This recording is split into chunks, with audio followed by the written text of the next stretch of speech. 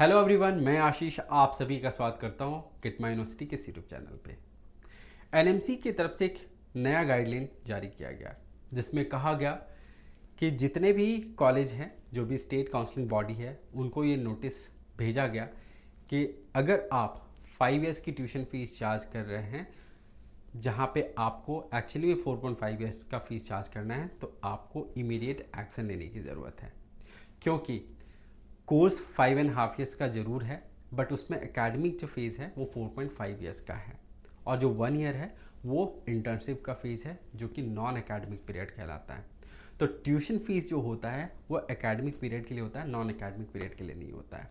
तो आप सबको क्या करना है कि अपने ट्यूशन फीस में करेक्शन करना है। आपको स्टूडेंट को 5 ईयर्स के जहाँ पे 4.5 ईयर्स का ही फीस चार्ज करना है।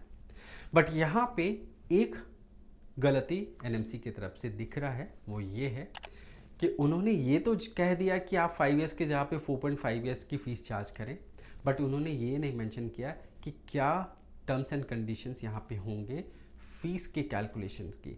क्या कॉलेज अपनी ट्यूशन फ़ीस को बढ़ा करके इसको बैलेंस आउट करेगा, या फिर कॉलेज को फ़ीस बढ़ाने की अनुमति नहीं होगी और उस केस में ट्यूशन फ़ीस आपका कम हो जाएगा। तो यानी कि दो सिनारियो निकल करके आ रहे हैं। या तो कॉलेज अपनी ट्यूशन फीस कम करेगा तो स्टूडेंट्स एंड पेरेंट्स के ऊपर से बर्डन कम हो जाएगा, या फिर ट्यूशन फीस उतनी ही रहेगी, 5 ईयर्स के जहाँ पे 4.5 ईयर्स का कैलकुलेशन होगा वहाँ पे आपका एनुअल जो कैलकुलेशन है वो बढ़ जाएगा, यानी कि आपका एनुअल बर्डन बढ़ जाएगा। जो आप 5 साल में पे करते थे वो 4.5 साल में आप पे करेंगे। वहाँ पे कोई बेनिफिट का एंगल नहीं दिख रहा होता है। अब आप देखिए क्या कि ये बहुत बड़ा लूपहोल है सिस्टम का। अगर एनएमसी किसी पॉलिसी को लेके आ रही है, अगर इस चीज़ को क्लियर कर दे तो इस पे क्लैरिटी सबको मिलती है, सबका अंडरस्टैंडिंग इस पे अच्छी तरीके से बन पाएगा कि ये किस डायरेक्शन पे चल रहा है।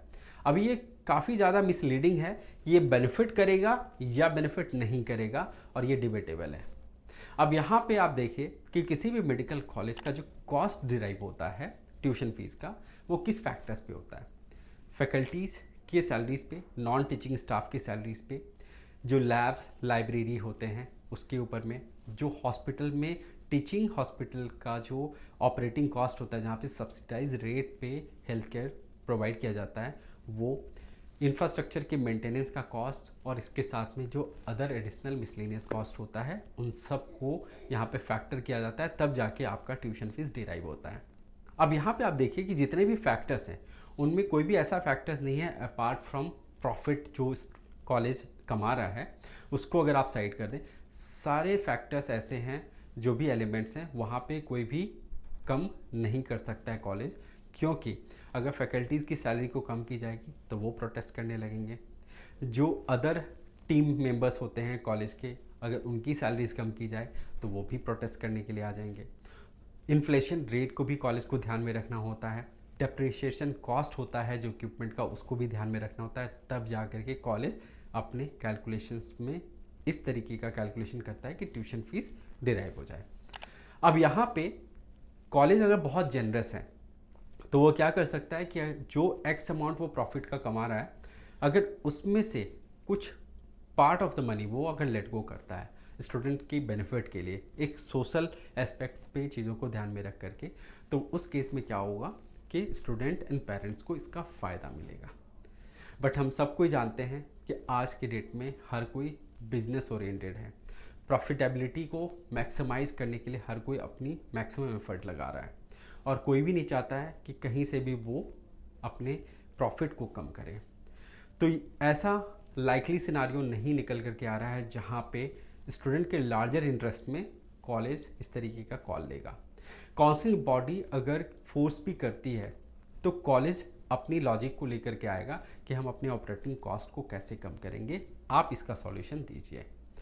तो यहाँ पे एक ही एस्पेक्ट है जो है प्रॉफिटेबिलिटी। अगर कॉलेज 50 करोड़ की प्रॉफिट कमा रहा है, उसमें से अगर 150 स्टूडेंट हैं और किसी कॉलेज की फ़ीस है 10 लाख रुपए, वो 50 लाख रुपए चार्ज कर रहा था ट्यूशन फीस 5 ईयर्स के हिसाब से, और 4.5 में 45 लाख रुपए उसको चार्ज करना है, 5 लाख रुपए का अगर उसका लॉस आ रहा है एक स्टूडेंट के ऊपर में, वो कॉस्ट को अगर कैलकुलेट करते हैं 150 बच्चों के लिए तो 7.5 करोड़ का कॉस्ट आ रहा है कॉलेज के ऊपर में, जो कि कॉलेज को बेयर करना है। अब अपने टोटल प्रॉफिट में से अगर ये पार्ट को कॉलेज लेट गो करता है तो जा कर के आप सब के लिए बेनिफिशियल होगा कि आपका बर्डन कम होगा, बट कॉलेजेस की तरफ से इस तरीके का स्टेप एक्सपेक्टेड नहीं है। गवर्नमेंट भी फोर्स नहीं कर सकती इंस्टीट्यूशन को, क्योंकि आप सब ने देखा कि एनएमसी का 50-50 का जो मॉडल था वो फ्लॉप हो गया, वो सक्सेसफुल नहीं हो पा रहा है। बहुत सारे चैलेंजेस इसके बीच में आए कि 50% सीट्स गवर्नमेंट फीस पे मिलेगी, प्राइवेट कॉलेज में 50% सीट्स पे फीस स्ट्रक्चर हायर साइड पे रहेगा, और ये मॉडल नहीं सक्सेसफुल हो पाया। और इसी कारण से एनएमसी ने अपने इस नोटिस में ये मेंशन नहीं किया कि फीस स्ट्रक्चर का रिवीजन नहीं होना चाहिए, आपको वहाँ पे बढ़ाना नहीं है, आपको इसी जो एग्जिस्टिंग फीस स्ट्रक्चर है उसमें से आपको ये बेनिफिट स्टूडेंट को देना है, जहाँ पे फीस और कम हो जाएगी। तो देखिए क्या होता है कि सिचुएशन इस तरीके का अराइज हो चुका है कि हम सब की एक्सपेक्टेशन बहुत बढ़ चुकी है। हम सबको एक बहुत बड़ा सा कैंपस चाहिए, बहुत फैंसी लाइफ चाहिए, और बेनिफिट्स हमें चाहिए, फैसिलिटीज़ ऐसी चाहिए जहाँ पे 5 स्टार होटल जो है का जो एटमॉस्फेयर है वो हमारे हॉस्टल में मिले। क्यों? इसकी क्या ज़रूरत है? क्या 50 एकड़ वाले कैंपस में जो स्टूडेंट पढ़ते हैं वही सक्सेसफुल हैं आज की डेट में? क्या 50 एकड़ के कैंपस में जो एटमॉस्फेयर मिल रहा है वो क्या आपके लाइफ लॉन्ग काम आने वाला है? नहीं। अगर कैंपस साइज 20 एकड़ का भी है और एकेडमिकली क्लिनिकली स्ट्रॉन्ग है और एक मिनिमलिस्टिक वे में वो फैसिलिटीज स्टूडेंट को दी जा रही है जो उसके लिए बहुत इंपॉर्टेंट है, क्योंकि एमबीबीएस स्टूडेंट को इतना टाइम नहीं मिल पाता है कि वो बहुत कुछ एक्सप्लोर कर पाए अपार्ट फ्रॉम देयर स्टडीज़ और क्लिनिकल। अब इसके बाद में जो बाकी चीज़ें जो हैं वो इतनी इम्पॉर्टेंट नहीं है जितना हम सब कोई सोचते हैं।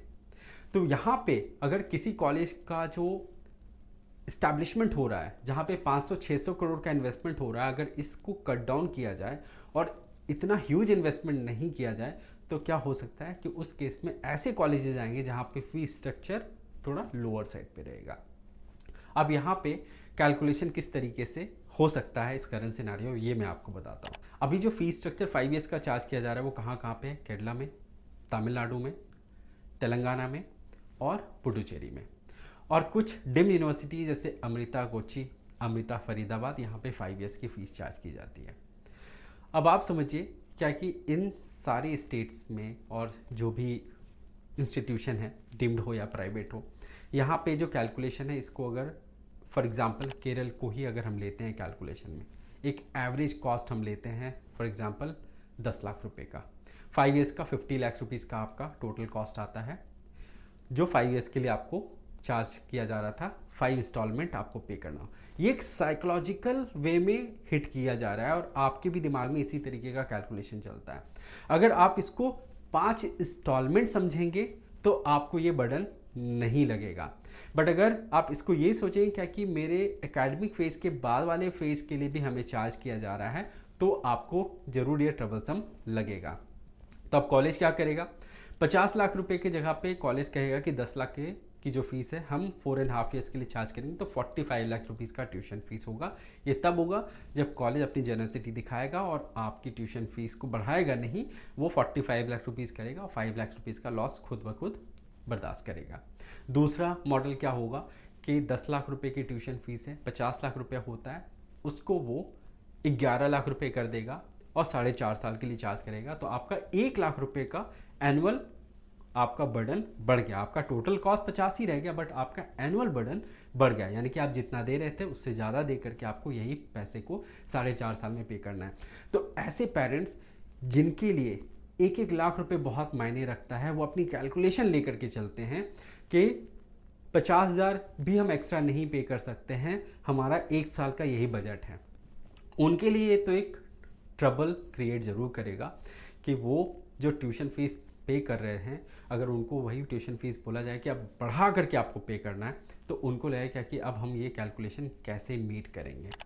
तो देखते हैं किस तरीके से काउंसलिंग बॉडीज इसके ऊपर में एक्शन लेती है, किस तरीके से कॉलेजेस इसके ऊपर में स्टेप्स लेता है, क्या स्टूडेंट को ध्यान में रख करके, उनके बेनिफिट को ध्यान में रख करके डिसीजन लिया जाएगा, या फिर अपनी बेनिफिट को इंस्टीट्यूशन देखेगा, अपनी प्रॉफिटेबिलिटी को वो कम नहीं करेगा।